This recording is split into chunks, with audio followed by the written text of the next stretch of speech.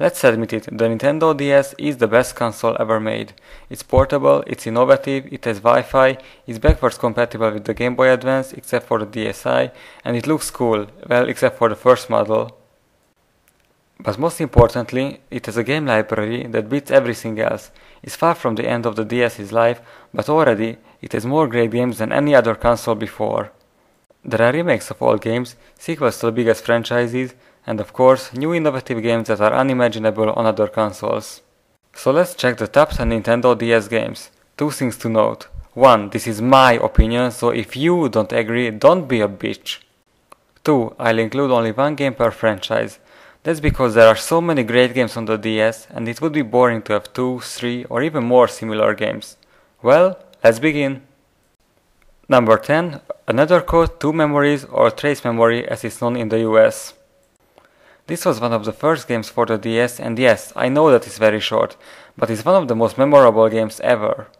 It has great graphics and music, clever puzzles that use the DS's capabilities in surprising ways, and most importantly, a fantastic story and awesome characters.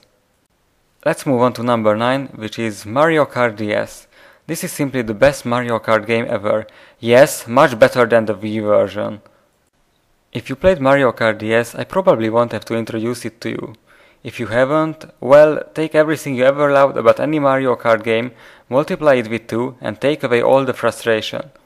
If you haven't played Mario Kart yet, this DS episode is a great way to start. It's such a pity that the Wii version is such a step back. Then, number 8, Sonic Rush Adventure. Recently, Sonic developed a really bad image on home consoles with failure after failure.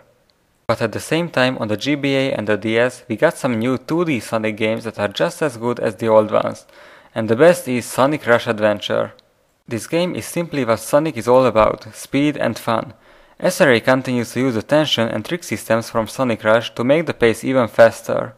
With this speed, fantastic level design, fun bosses, bunch of bonus missions, great graphics, intense music, and of course the lack of frustration, Sonic Rush Adventure is the best Sonic game ever and the 8th best game on the DS. And the 7th best DS game is Mario & Luigi Partners in Time. You know Mario's colorful world, humor, smooth control, fast-paced gameplay, and adrenaline-pumping boss battles, right? And you're familiar with the epic, heartwarming, exciting, and cathartic stories of Japanese RPGs, aren't you? So, what do you get when you put the two together? Pure awesomeness. One thing I can guarantee is that you will laugh a lot, as this game is like a parody of itself. Mario & Luigi Partners in Time is a great choice for both Mario fans and RPG fans. Number 6 is WarioWare Touched. This was the first DS game that most people played since its demo was playable in many game stores and it played a huge role in the handheld's early success. When I played it, I immediately decided that I need a DS. This game proves that there is still room for new ideas. The concept, playing a string of microgames, may sound strange, but play it and you will fall in love with it.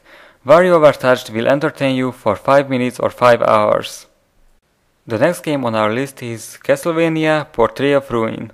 Combining Castlevania with Metroid-like non-linear gameplay and RPG-like leveling and equipment system was the best thing Konami could do with the series. There are 6 games in this new series and they are almost equally great, meaning they have stylish graphics, kick-ass music and addicting fast-paced gameplay. So addicting that I beat all 6, but I wasn't bored for 1 minute. Out of the DS episodes, I choose Portrait of Ruin since it had my favorite bosses and my favorite zone, the Nation of Fools. For number 4, I couldn't choose just one game, there are 2. New Super Mario Bros. And Super Mario 64 DS. These are fantastic 2D and 3D platforming games. SM64DS is a great remake for one of the best N64 titles, and when I say remake I mean it because it has about 50% new content. And New SMB is like an homage to the entire series. It collects the best elements from all the Mario games into one great game. Some might complain that these two are way too easy, and it's true, but they are still just as much fun as the harder Mario games, and completing them 100% is still challenging. Number 3 is The Legend of Zelda Phantom Hourglass. The Legend of Zelda series is famous for 2 things. I mean, it's famous for many things, but 2 have relevance now. 1. The outstanding quality. 2. Each new Zelda game has an equal amount of old and new elements. All episodes have that distinct Zelda atmosphere, and they are also full of innovation and new ideas, so the series never gets boring. And of course, all the new things share the same high quality. Yeah, this should satisfy every curiosity why Phantom Hourglass is the third best Nintendo DS game. Number 2 is Final Fantasy IV. In 1991, when Final Fantasy IV was released on the Super Famicom, it revolutionized not only the series but the RPG genre. It had a story and characters on par with fantasy novels and great gameplay that didn't have to be changed until Final Fantasy X. Now, with the DS remake, the great became even better. The main story didn't change, but there are new lines, scenes and flashbacks, the characters are even more fleshed out than before, and the gameplay is fantastically revamped.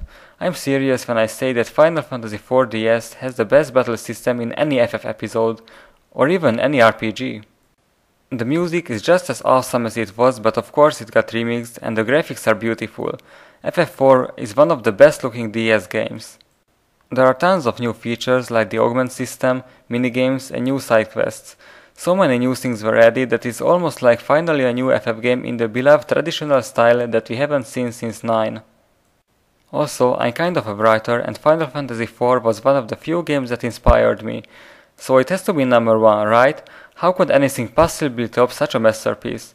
Well, since FF4 only got the silver medal, that has to be another that wins the gold.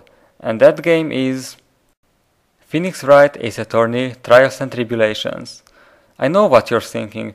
What can be good about a lawyer game? Well, the scenario is always the same.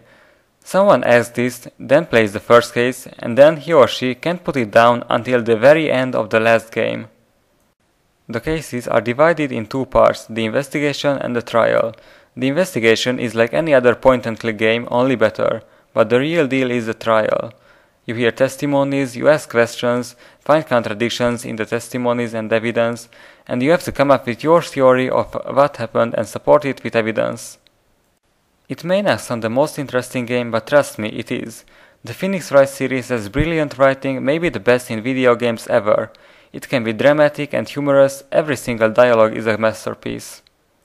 I could go on and on praising the game, but I'd rather just say there hasn't been a game that had a greater positive influence on my life than the Phoenix Wright series, and especially the third game.